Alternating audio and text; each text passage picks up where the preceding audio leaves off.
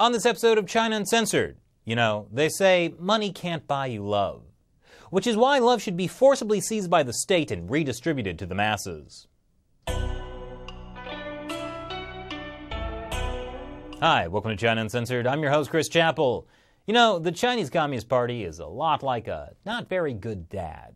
Works long hours, never comes home for dinner, doesn't provide a social safety net, beats up human rights defenders, the usual. The thing about a dad like that is he tries to make up for never being there by buying you cool stuff when all you really wanted was for him to go to your Little League games. Just one game. Yes, that's just what the Communist Party is like, which is what I'm talking about. The Chinese Communist Party, the CCP, wants you to love it. The problem is they've done some unlovable stuff. But they figured out a way around that. If they can get you to love China, then maybe you'll love the party as well. And what's not to love? A rich cultural legacy of 5,000 years of history, give or take the last couple of decades. Yeah, those last couple of decades did leave a mark. Now, they say any publicity is good publicity, but whoever they are, I don't think they had the Tiananmen Square massacre in mind. It was a PR nightmare. So the Communist Party needed a way to change China's image. And the answer was soft power. Soft power is the kind of cultural influence that makes people like you and want to be like you, like the popular kids at school. But after the Tiananmen Square massacre, no one wanted to sit next to China at the lunch table, except for North Korea, who was deeply uncool. So like in every teen movie, China got a makeover. A little less tanks and a little more whatever these are supposed to be. So ignore that hacking and rapid military buildup. Here are 5 ways China is trying to buy your love. Number 5, Chinese National Day. October 1st, it's kind of like Chinese Independence Day, except instead of celebrating liberation from a foreign colonial power, it celebrates the day the Communist Party rebels liberated China from the Chinese government that was already there. The Communist Party took over the nation and quickly launched campaigns to take money from the wealthy, kill landowners, and imprison intellectuals, and generally ensure a harmonious society. Cause for celebration.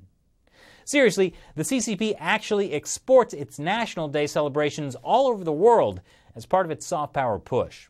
For example, in Vancouver, Chinese officials somehow convinced the mayor and another official to wear red scarves because they thought it was part of traditional Chinese culture.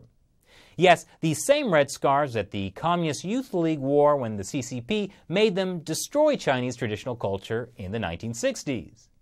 You know it was successful propaganda because Chinese state media featured it. Number 4. Rather than sending an army to invade your country, China is sending an army to invade your heart. An army of pandas. Just look at their cute ferocity. People love pandas. They work hard every day to bring you uncensored news and information about China and, oh no wait, I'm sorry, that's me. I don't really know what pandas do. But everyone still loves them for some reason. Yes, pandas are adorable. And most importantly, any government represented by a panda must be equally cute and cuddly. Who's a cute panda bear? You're a cute panda bear. Yes, you are. Yes, you are. Number 3. Somewhere on the cuddle spectrum between panda bears and Xi Jinping, there's Confucius. The guy from 500 BC who arguably had a bigger influence on Chinese culture than anyone in history. Mao Zedong called him a peddler of feudal superstition. But eventually the Communist Party realized Mao's mistake and transformed Confucius into a peddler of propaganda. Since 2004, the Chinese regime has set up 500 Confucius institutes in 140 countries, plus 1,000 Confucius classrooms. It's a very tempting offer to schools around the world short on cash. The Chinese Communist Party provides free Mandarin language classes, as well as cultural programs like Chinese dance and cooking. Not at the same time. Or maybe at the same time. The point is, the Communist Party's former propaganda chief Li Changchun said that the Confucius Institute is an important part of China's overseas propaganda setup. Students will learn how great China's economic development is, but they won't be learning about, certain massacres that totally never happened, or a certain country that's not actually a country at all and just a normal province of China. Ever wonder how to say Tibet in Chinese? you might not want to ask. Number 2. You say you want to be in pictures? Well, don't say anything critical about China, or else you might end up like Richard Gere. China is the world's second largest movie market, but only allows 34 foreign titles a year. That means movies critical of China, or even overtly positive towards the US government, won't be shown in China.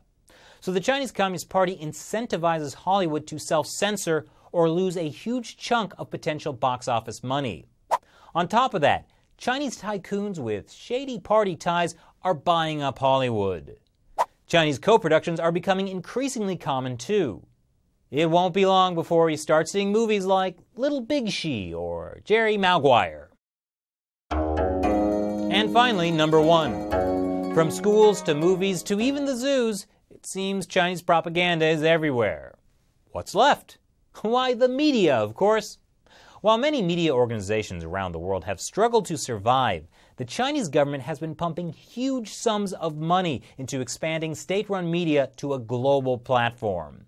In just a few years, party mouthpiece Xinhua opened nearly 50 new foreign bureaus and doubled the number of overseas correspondents.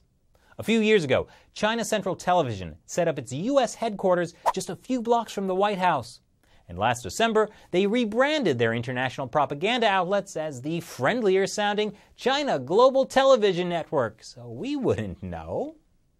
Xi Jinping told them to spread China's voice well and showcase China's role as a builder of world peace. But why just stick to their own media? State-run China Daily also pays struggling Western media like the Wall Street Journal and the New York Times to put their content in their papers and on their websites. And eventually, without most of us realizing it, the Chinese regime's limitless spending has wormed its way into our hearts. The public relations firm Portland Communications surveys the public on their opinion of 30 different countries. China used to be dead last, and now they're, well, at least they beat out the Czech Republic and Argentina. And that is money well spent. It seems money can buy you love. Sorry, John, Paul, George, and what's-his-face. But here's the thing. No matter how much the Chinese Communist Party spends to make people love China, and by extension, hopefully the Chinese Communist Party, it's not going to work as well as good old-fashioned freedom of expression. Look at South Korea. It has 1/20th the population of China, but Korean dramas and K-pop are wildly popular all over the world. In 2014, at a leadership meeting in Beijing, Chinese officials lamented how China can't seem to make television as popular as Korean dramas. Some of the officials blamed it on the CCP's examination and approval system, i.e. censorship system, that encourages conformity rather than creativity. But somehow I don't think pouring billions of dollars into propaganda is the solution to that problem. So what do you think about China's efforts to buy your love? Has it bought your love? Leave your comments below. And be sure to show your love to China Uncensored. Hit that like and subscribe button. Thanks for watching this episode of China Uncensored. Once again, I'm your host, Chris Chappell. See you next time.